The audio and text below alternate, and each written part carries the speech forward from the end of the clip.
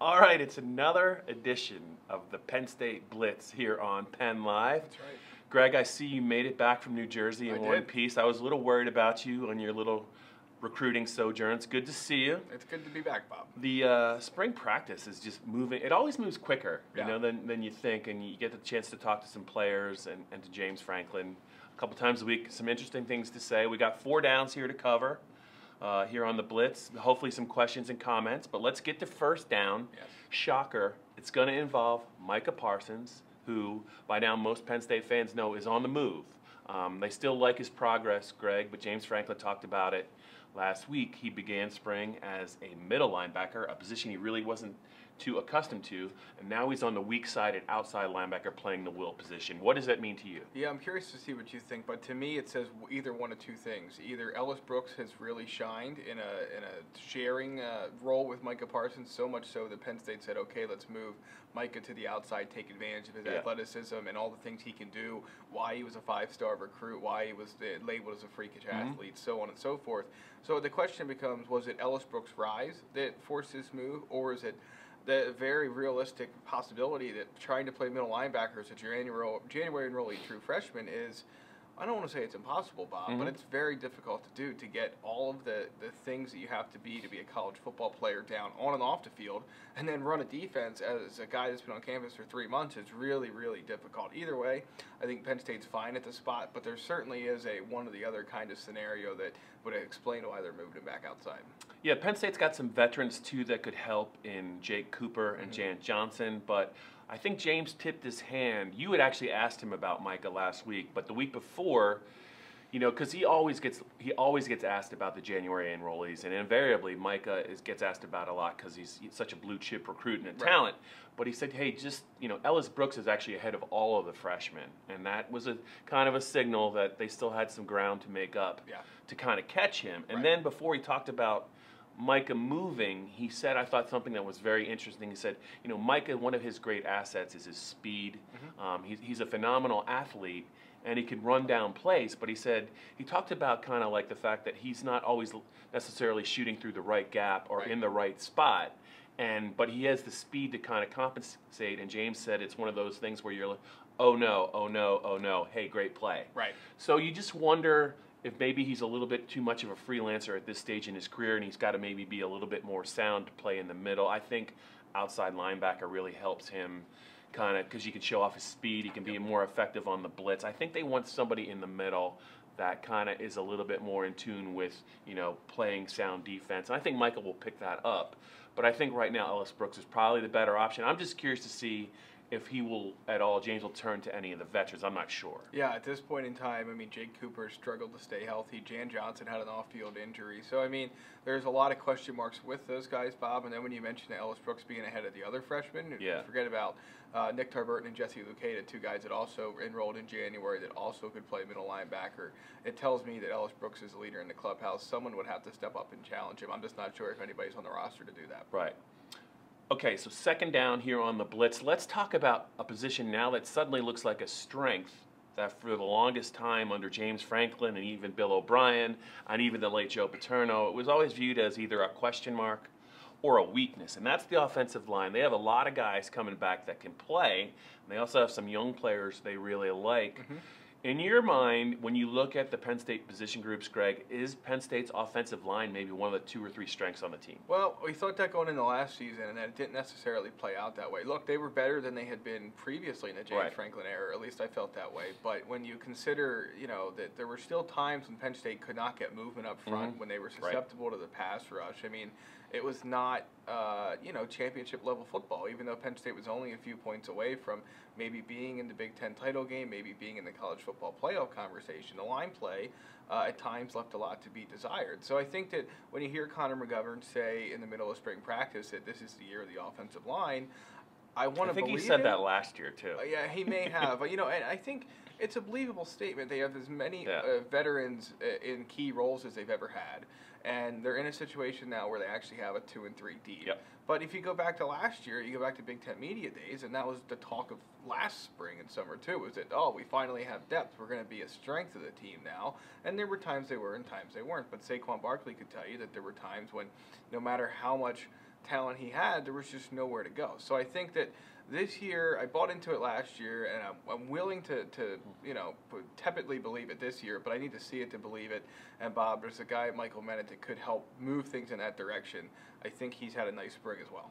Yeah, so the question with Michael is, if you're going to play him, a familiar face is going to have to sit, because they have 4 or 5 guys that have starting experience. Right. You talk about 3 tackles, Chaz Wright, Will Fries, Ryan Bates, who can play guard or tackle. They're replacing Brendan Mann, who started at right guard. Connor McGovern, a lot of people assume, is going to be the center. You have Steven Gonzalez at left guard. Some people thought he played really well last year. Other people weren't so sure. Well, if Michael Menet is going to launch his career as a Penn State starter, presumably at one of the guard spots, also they have some redshirt freshmen they really like as well coming off the redshirts. Somebody is going to be sitting, and my question for you is, how do you see their best 5 right now, and who might be the guy that would be the odd man out? I think anyone you would ask, for the most part, I think you're right that Gonzalez is the polarizing guy. There were some people that, felt he did very well, and that he was maybe unfairly cast as a part of maybe the biggest scapegoat of the offensive line. And then you have some other folks that said, no, if you actually break it down and look at it, he was not as bad as maybe as some people thought. So I think that's where the question comes up. What is the best interior 3? Is there any possibility that Menet is put at center and McGovern moved back out to guard? Probably not. But there's times where Menet's worked at center, and James Franklin and Matt Limegrover have both talked about the fact that he's taken snaps. So what they have to figure out is what their best 5 is, and we've heard about this for so many years now that they finally just have to get their best 5 on the field. The good thing now, Bob, is they have about 10 guys to pick from for that best 5, and it won't be lacking competition, and I have a hard time believing that it won't be improved. But like I said, after what we heard last year and then what we saw, you can see it first. I think invariably somebody's going to get hurt. Right. Injuries happen. You remember 2 years ago, well, they went through 3 or 4 offensive tackles. Yeah. I think what James is really most excited about is when they do have an injury, he feels like their second team can step in and play, and they can win even against some good teams. Remains to be seen. They weren't very good in the 4th quarter against Ohio State last year, but that's kind of a freakish group. Right. We'll see who the 5 best offensive linemen are, Greg, but I think Michael Menet, and you look at Michael Menet and what you're going to do with Bates and Chaz Wright, that's kind of the game that they have to play. They have to decide, do they value experience? Do they value talent? And I think it's a good problem to have. They haven't had that kind of problem for a while. Exactly. And you mentioned Will Fries, too. He's a guy that'll be in that mix as well. All right, 3rd down here on the Penn State Blitz here on PennLive. Let's talk about skill position guys. So we're going to talk about some wideouts and some tight ends. Brandon Polk's been mentioned early in spring. KJ Hamler's gotten a lot of buzz. They're both really kind of the same player, same body type. They figure as slots or return guys. But, we haven't really heard a lot about a guy like Juwan Johnson, only because I think that James isn't going to work him a lot in the spring. He was the breakout player last year, and I think they are really he's got to be one of the focal points of the passing game this year, especially with Mike Gesicki moving on. Right. But what do you make of the Penn State wideout position, and are we talking enough about Juwan Johnson? You know what? That was one of the things I was thinking about just the other day. Is Juwan Johnson flying under the radar because of the fact that he's not doing much right now? And I guess my answer to that would be, when a guy is, I guess the question would be, has he proven enough to be in that conversation? He looks the part. Yeah. But there were times last year that he just didn't show up. He looks like he could go play in the NFL today. Yeah. But the production didn't always match it. Now, Joe Moorhead's offense, we know sometimes your receivers, even your best ones, aren't going to be the guys that end up catching touchdowns or long passes. But I would say that there's definitely room for him to go up. I mean, like I said, the guy looks the part. He's freakish. He's been working out in the offseason with some NFL guys. I mean, he has all the tools, but I think we need to see him put it together. I guess at this point, it's sort of a known commodity, but I think there's a little bit more we could know about him to assume that he can fall into a Deshaun Hamilton kind of production role. And then the other thing I'd point out is that what does Penn State do to replace him? I mean, it's not the stats necessarily, but the position. So, Brandon Polk says he's working outside now with the spot that Deandre Thompkins started out a year ago. Are they moving Thompkins to the slot? Is KJ Hamler the guy that's going to start at the slot, and Thompkins and Polk fight it out for first-team reps? How does Penn State play this? And don't forget, the 5-star Justin Shorter comes to campus in just a few months. Yeah, I talked to John Reed last week, and he said that DeAndre Thompkins is moving around. He was an outside receiver. He's not the tallest guy, but he's really good with his speed and also making contested catches. I think that's why he works outside. He had that long touchdown against Michigan State last year. He had the long touchdown against Maryland 2 years ago. But the fact that they're using him in the slot tells me that Penn State's offense might look a little bit different. And that kind of leads into a talking point about the tight ends, Greg.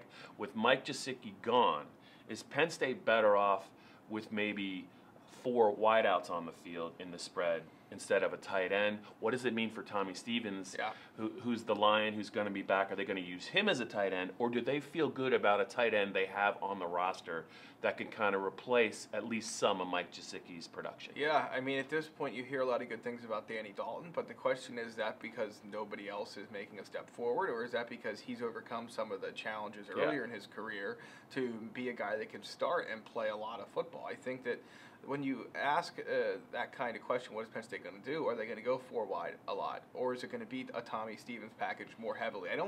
I have a hard time believing Tommy Stevens stayed, Bob, if he was not pretty much assured that he was going to see the field more, and especially against good opponents. I mean, the Ohio States, Michigan States of the world. So I have to think that, you know, he will be used frequently. Danny Dalton will be used frequently. But what if Zack Kuntz is a guy that they burn his red shirt and say, hey, first and goal from the 5, just go in there, and you're 6'8", and that guy they're going to put on you is 5'11", and Trace is going to throw it up and just go catch it. And what if he has a role in that capacity? So there's a lot to figure out at tight end, and there's a lot to figure out with this offense because you have so many weapons across the field.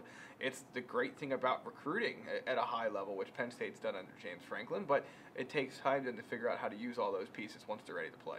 Yeah, I think James talked about Zack Kuntz, the kid from Camp Hill. You look at him, he still needs to grow. He still needs to add some size. They really like him. But he talked about him in comparison with Mike Gesicki in 2014 and said, you know, we never really should have played Mike, but we didn't have it. We really didn't have a choice. We were kind of shorthanded. Brenneman was hurt at that point. I think Kyle Carter was a little banged up, and they had some other issues at tight end. They had to play him. He looked undersized. I think Zack still looks a little bit undersized. He sounds like they don't want to play him, but the fact that we're not hearing anything about John Holland or Nick Bowers in spring is, I think, a little bit troubling. And I think they're still waiting for someone to emerge. I think they feel good about Tommy. But I think the plan is they have Zack and they have Pat Freiermuth going to be able to practice in August, might be a little bit more physically ready to play.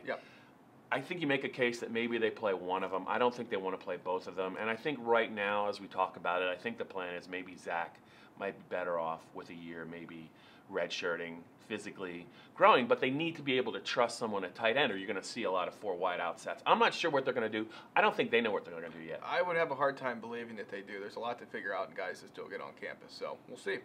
All right, it's time for 4th down. I referenced the fact that you were in the Garden State recently at a camp, had a chance to see some prospects. Penn State is always recruiting. We always talk about Andre White, the kid that's at Harrisburg, but this is more about some other players that might be Penn State targets. What can you tell the fans about the son of a Pittsburgh Steelers great, a linebacker, Joey Porter? This is Joey Porter Jr. Where does Penn State stand with him, and how is he kind of figuring in their plans? Yeah, so the Lions have been short, I guess you could say, in offering Pennsylvania class of 2019 recruits at this point. The one they have an offer out to, Keaton Ellis from State College, the corner, is committed. The other you just mentioned, Harrisburg linebacker Andre White. Penn State, USC all in the mix there. Ohio State visit coming up for him for that spring game, and they could offer. So things might get a little more crowded for him, but then Joey Porter Jr., an athlete kind of guy, a corner that comes to campus and picks up an offer over the weekend, see spring practice. A lot of schools like him. I think Penn State wanted to check out his size, and once he got to campus and they saw him, and we see this a lot where guys get to campus, Bob, and everything checks out, all the boxes check, and they're offered. So that was the case here. I would suspect Penn State's in some pretty good shape at this point, but there's a long way to go there. Porter is from Western PA High School? Yes, North Allegheny. Okay, and one other guy, just to touch base with, Kaden Wallace. I want to make sure I say his name correctly. How does he kind of maybe factor in maybe Penn State's thinking moving forward? Yeah, the guard from New Jersey was by far one of the best offensive linemen and really one of the best offensive guys, period, at the camp in New Jersey over the weekend. Bobby hasn't visited anywhere as much as he's visited Penn State. He'll be back for the spring game. He was on campus just a few weeks ago. He's going to see a lot of schools. There's no question about that. But he's also going to be able to say at the end of this thing that I've seen Penn State as much as I've seen anybody else. Are they going to be my leader? That's the question he's going to have to figure out. I think at this point, Penn State is his leader. I would be shocked if they didn't land this kid. They've just put too much early work in to not get the results of a commitment at some point in time. Not that it'll be soon, but I would be surprised if he doesn't sign with Penn State down the road.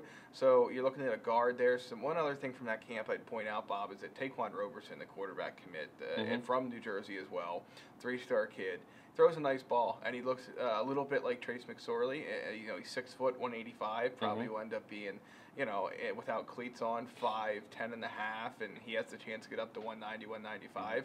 It's a guy that could just slide right in at some point. Obviously, Penn State has built QB depth now, but I think he's a guy that a few years down the road you could see him in Ricky Ronnie's offense in a way that really projects what Trace was able to do so far and can do in 2018. Okay, we're getting close to the end here on the Penn State Blitz. Just a reminder to the fans, the blue-white game is April 21st. I believe it is a 3 o'clock kick. That's right. Hopefully the weather will cooperate. I know it's supposed to be nice this weekend. Hopefully it'll be nice on the 21st. Before we wrap the Blitz, though, Greg, are there any just burning, pressing questions or comments out there? What do they need to know? What do the fans need to know? How can we help them out? Yeah, let's start with Jason on YouTube. He wants to know what you think in the future, and this question's kind of already been answered, but he's curious if we'll see more Big Ten SEC matchups going forward in non-conference play, or how non-conference play will carry out over the course of the 9-game conference schedule. Bob, you have Penn State set to play Auburn in just a couple of years, but then after that you have Virginia Tech on the schedule. So I think that, or West Virginia rather, but I think that I don't know. I have a hard time seeing the Big Ten and the SEC linking up too much. No one can afford it in a lot of ways. You can afford, if you're Alabama or if you're Michigan, to play Notre Dame. I don't know if you can afford to play too many games against power SEC programs the way things shake out anymore. Yeah, Penn State, life in the Big Ten East is not going to be easy for Penn State with Michigan and Ohio State right there. Michigan State, you never know how they're going to be every year, but, as we saw last year, they were pretty formidable. Yeah. So they have their hands full, I think, in their own division, and when they get the crossover games from the West, like they have to play Wisconsin this year, it can be tough. I do think they need to have a marquee game on the non-conference schedule for the fan base. Right. I don't know that that's always going to be an SEC team. I think the Auburn matchup will be appealing. I think Virginia Tech, I believe, is also going to be appealing. But I don't know that it's a priority for James Franklin to go toe-to-toe. It would be fun, actually, if they could fast-track it would be to see Penn State play Mississippi State while Joe Moorhead's there. Get that figured out. But the fans, I don't know if they realize the schedules are made so far in advance that you just don't know. Well, if you schedule a game now for 4 years from now, who knows who's going to be coaching? Joe Moorhead could be in the NFL. I don't know. I don't know. But I don't know that the SEC is going to always be a fixture on the Penn State non-conference schedule. Yeah, I would agree with that. The next one is a curiosity about when Penn State will get a commitment again. Class of 2019, Bob, just 2 commitments, haven't had a new one since October. To me, the drought ends at the blue-white game. I don't know who. They either always get a commit or a decommit. Right, yeah, there's something that always goes on blue-white weekend. James Franklin didn't spend December signing period press conference, and then the February signing period press conference, and then the March spring practice press conference, pumping up the blue-white game just for people to come out and see the current team. I get it. A lot of people will do that, and of course James wants to promote the program too heading into the 2018 season. But let's be honest, you can get a lot of fireworks, a lot of excitement, a lot of social media push out of recruiting. To me, Penn State gets at least 1, maybe 2 on blue-white weekend, so the drought comes to an end shortly. And you're not hearing any rumblings about any possible decommitments because we're coming up on the 1-year anniversary of Micah Parsons' decommitment. You're right. We can joke about it now because he eventually signed at Penn State. Right. I don't think Penn State fans would appreciate it had he not. No, the rodeo was worth it. But no, Keaton Ellis is right across the street. He's not going anywhere. Yeah. And once Penn State survives Joe Moorhead leaving and Taquan Roberson not leaving, that was safe to rest assured that he won't be leaving. So no, I think Penn State's in good shape on that front. One final one, Bob. All right. I'm marking you down for 2 commitments. Set the over-under at 1.5. Take the 1.5. Yes. Greg Pickle, take it to the bank. The fans will hold you accountable, as will I. Go ahead. Okay, perfect. All right, the last one, Bob. Miles Sanders will be in a pretty prime role this year. He's been featured in a lot of promotional videos the program has put out. They're pumping him up to fill Saquon Barkley's shoes in a lot of different ways, on and off the field.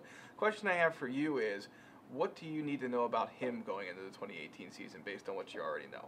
The only question I have about Miles is I want to see how he runs compared to Saquon. As much as fun as it was to watch Saquon really tried to bounce a lot of plays. Sure. If they weren't there, I want to see what Miles' preferred running style is. Yeah. And I also want to see. There are some running backs that get better with a workload. In other words, we've only ever seen Miles carry the ball 2 or 3 times in a game, and he's looked great. Usually it's late in the game, and the team that they're playing is not very good. I think he's got a career rushing average of 7 yards a carry. I want to see him get the ball 10 or 15 times in a game. I want to see him get in rhythm against a good team, and I want to see him kind of be able to kind of impose his will in a game. That's the one thing we haven't seen is how will he change with volume? Yeah. Will he try and bounce every play? And the other thing about Miles is I want to see how Ricky, Ronnie, and Trace use him as a receiver. I think he's a really gifted kid, and I think he can do almost as much damage on those wheel routes that Saquon kind of became famous for the last 2 years. He's a very talented kid, and I think that he will. He has a chance to really thrive if he can stay healthy. I don't think it was really easy being in Saquon's shadow because arguably the most talented running back, most talented player in the country. It couldn't have been easy for Miles. You knew he could play, not unlike Tommy Stevens and Trace McSorley. But I do think if he gets his chance and he can get the ball 15 to 20 times either as a runner or receiver, he might not put up Barkley. You know, he might not see a 90-yard touchdown run, but I think he is completely capable of 90, 100-yard, 120-yard riding games, and I think you can see 1 or 2 big plays. Yeah, the one thing I'd say on a closing note to that, Bob, is that if he, in the situation of the Fiesta Bowl where they knew he was going to split series, I thought it was as comfortable as he's looked. Yeah. He ripped off some nice runs. If that carries over, I think Penn State fans and coaches like what they see from him in 2018.